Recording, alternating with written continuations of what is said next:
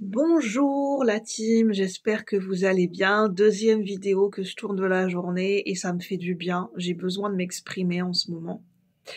Et puis finalement, je me dis, ce que j'ai à exprimer, je sais que ça va parler à d'autres personnes. Bah voilà, c'est pas exprimer quelque chose dans le vent qui ne va parler qu'à moi-même, mais ça va parler à d'autres personnes. Je voulais lancer un message de soutien à toutes les personnes qui vivent ou qui ont vécu du harcèlement.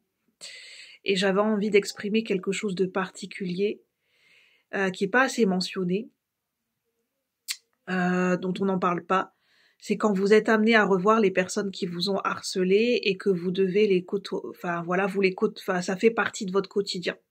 Moi, c'était du harcèlement de quartier, donc les personnes qui m'ont harcelé, tant que c'était pas possible de partir et de déménager, c'était la double peine, c'est que je devais côtoyer ces gens-là.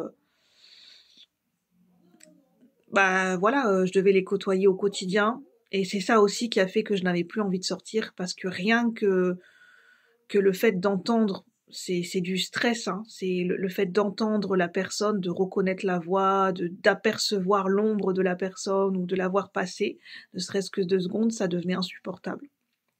Ça provoquait de la peur, mais ça provoquait de la colère. Enfin voilà, c'est pas une vie en fait, de devoir côtoyer, de devoir croiser des gens qui vous ont harcelé, qui vivent leur vie, enfin voilà, en fait, qui continuent à vivre leur vie alors que eux-mêmes ont détruit votre vie. C'est ça qui est hallucinant. C'est que des gens qui font, voilà, qui vous ont harcelé continuent à vivre tranquillement leur vie alors que vous, ils vous ont détruit. Et je veux pas entendre ces histoires de, enfin, comment dire, de cette spiritualité qui devient toxique, mais il faut pas leur donner du pouvoir. C'est parce que tu leur donnes de ce pouvoir, parce que c'est ne pas reconnaître le traumatisme que la personne a vécu. Parce que des fois, c'est à notre insu.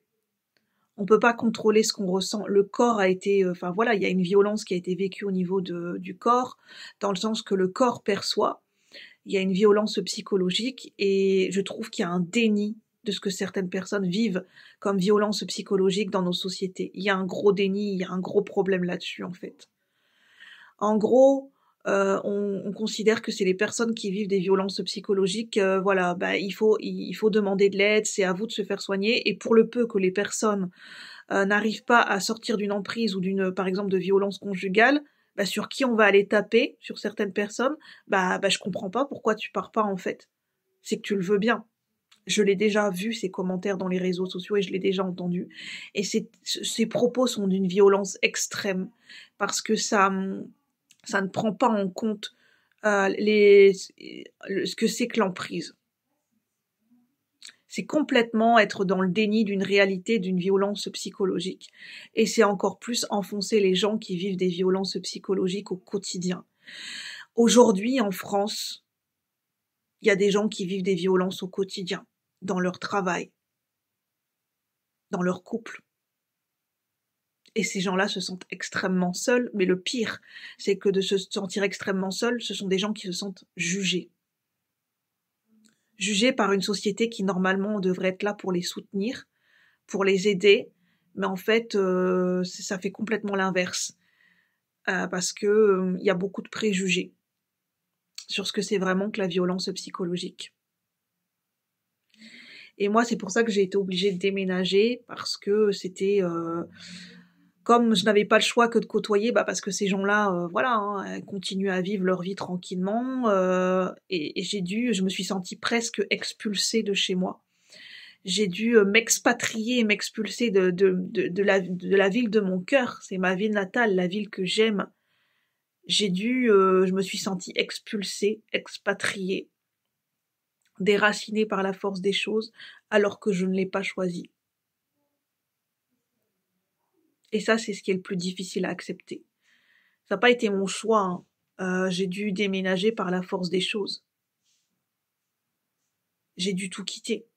J'ai dû faire le sacrifice de beaucoup de choses. Parce que comment voulez-vous vous reconstruire quand vous croisez tous les jours les personnes qui vous ont harcelé? C'est d'une violence extrême au quotidien.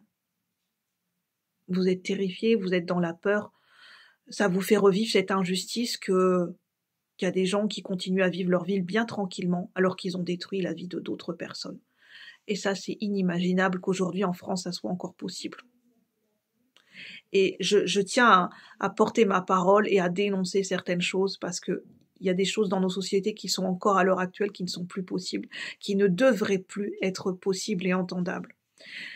Il y a tellement de témoignages aujourd'hui de gens qui vivent des violences quotidiennes. Que fait-on pour ces gens-là?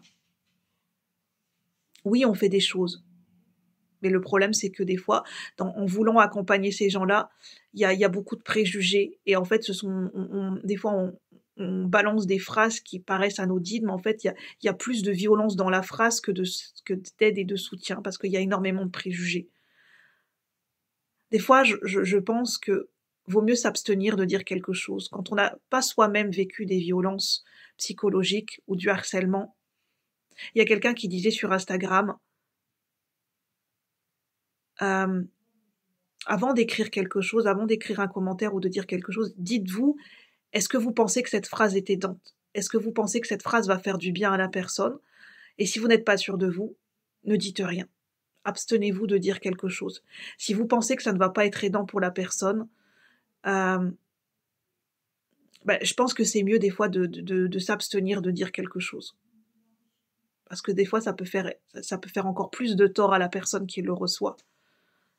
Et c'est sans jugement de valeur que je le dis, mais des fois, vaut mieux s'abstenir. Quand on ne sait pas quoi dire, quand on ne sait pas si la phrase va être aidante, si c'est du soutien, vaut mieux s'abstenir de dire quelque chose. Sur ce, je vous souhaite une bonne journée et je vous dis à bientôt pour de nouveaux partages parce que c'est une volonté que j'ai de plus en plus. Je vais parler de plus en plus de harcèlement parce que finalement, c'est une cause que j'ai envie de défendre. Et je vais utiliser ma chaîne pour en parler de plus en plus. Je sais que ça pourra pas plaire à tout le monde, mais c'est une volonté et une envie de ma part, et c'est un parti pris. Je parlerai de plus en plus de violences psychologiques en ce moment et de harcèlement, parce qu'il est important d'en parler pour toutes les personnes qui le vivent. À bientôt, courage à vous. Merci.